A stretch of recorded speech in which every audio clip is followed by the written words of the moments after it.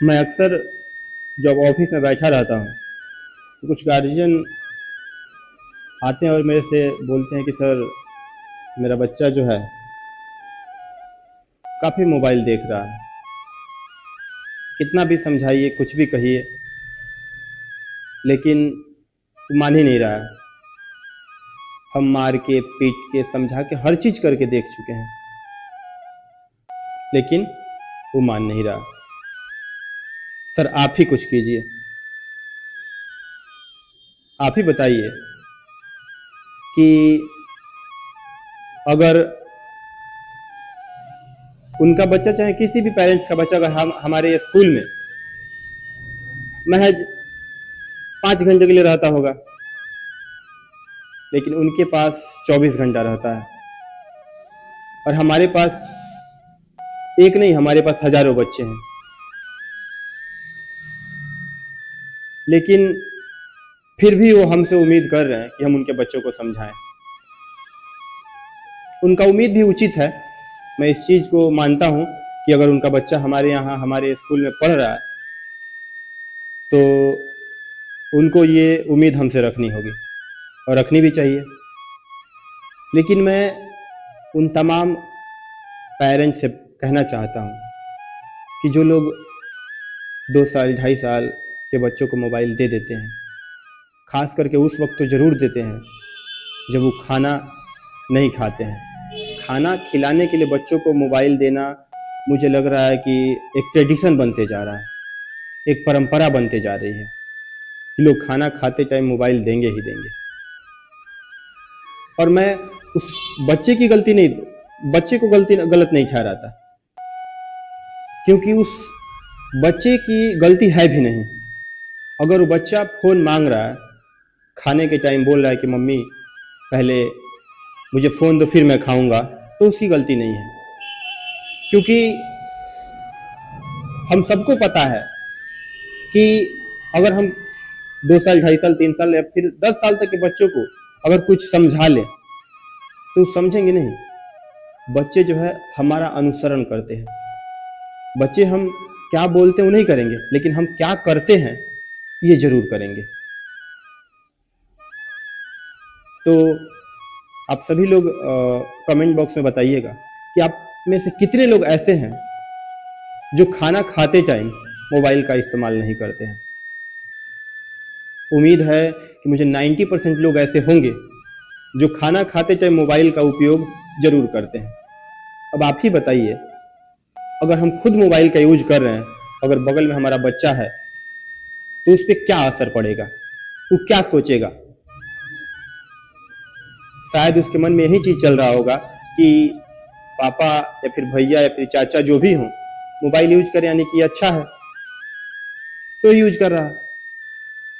क्योंकि बच्चे को मोबाइल के दुष्परिणामों के बारे में पता नहीं है कि अगर हम बचपन में मोबाइल देखेंगे तो क्या क्या उसके दुष्परिणाम हो सकते हैं। एक चीज इसका दुष्परिणाम मैं आपको बता रहा हूँ, तत्कालिक आप लोगों को देखने को मिल जाएगा बच्चे में, आपके बच्चे में क्या आजकल के जनरेशन में ही देखने को मिल रहा है। क्योंकि हम 30 सेकंड का शॉर्ट्स देखते हैं, उसमें इतने तेजी से सब चीज बदलता है कि क्या कहा जाए। कभी कॉमेडी, कभी इमोशंस, कभी कुछ तो कभी कुछ, एकदम धड़ल्ले से, मतलब सेकंडों में हर सिचुएशन बदलते जाता है। इसका असर हमारे बच्चे के ऊपर दिखता है, क्योंकि जो भी बच्चा ज्यादा फोन देखता है उसके अंदर एक चिड़चिड़ापन आ जाता है और वो हमारी बातों को नहीं सुनता। वो चाहता है कि हमें सब कुछ जल्दी से मिल जाए, जो भी चाहिए सब कुछ जल्दी से मिल जाए, क्योंकि वो देख रहा है कि रील्स में, शॉर्ट्स में कैसे तेजी से हर चीज मिल रहा है और कैसे तेजी से हर सिचुएशन क्रिएट हो जा रहा है, हर सिचुएशन बदल रहा है।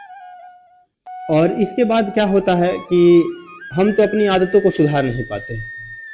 हम अपनी आदतों को सुधार नहीं पाते हैं क्योंकि जब हम खुद मोबाइल देख रहे हैं तो बच्चा नहीं सुधरे, नहीं मानेगा। ये मैं लिख के दे सकता हूँ। तो अगर आप चाहते हैं कि आपका बच्चा मोबाइल ना देखे या फिर मोबाइल की लत से छुटकारा पा ले, इसके लिए सबसे पहले आपको खुद में बदलाव लाना होगा कि पहले हम खुद इस आदत को कंट्रोल कर रहे हैं कि नहीं कर रहे हैं। एक बहुत ही छोटी बात मैं बता रहा हूँ, इतिहास की घटना है। औरंगजेब का नाम आप लोग सभी लोग सुने होंगे। औरंगजेब जो था वो कोई भी नियम या फिर कानून अपनी प्रजा के ऊपर लगाने से पहले खुद पे अप्लाई करता था कि मैं इस रूल्स और रेगुलेशंस को फॉलो कर पा रहा हूं कि नहीं। अगर वो खुद कुछ महीनों तक अगर उस रूल्स और रेगुलेशन को फॉलो कर लेता था, उसके बावजूद वो रूल्स और रेगुलेशन को अपने प्रजा के ऊपर थोपता था। तो पहले आप खुद में बदलाव लाइए, बच्चे में बदलाव जरूर आएगा। एक चीज और मैं आप सभी से कहना चाहूंगा कि जब ये सब कुछ हो जाता है और बच्चा फिर भी नहीं मानता है, मोबाइल देखना नहीं छोड़ता है, तो हम में से अधिकतर गार्जियन ये सोचते हैं कि क्या पता बच्चे को हॉस्टल में डाल दें तो कहीं सुधर जाए, हॉस्टल में डाल दें तो कहीं सुधर जाए, या फिर वहाँ पे पढ़ना लिखना शुरू कर दे, क्योंकि वहाँ पे मोबाइल तो मिलेगा नहीं। हाँ, ये जरूर है कि वहाँ पे मोबाइल नहीं मिलेगा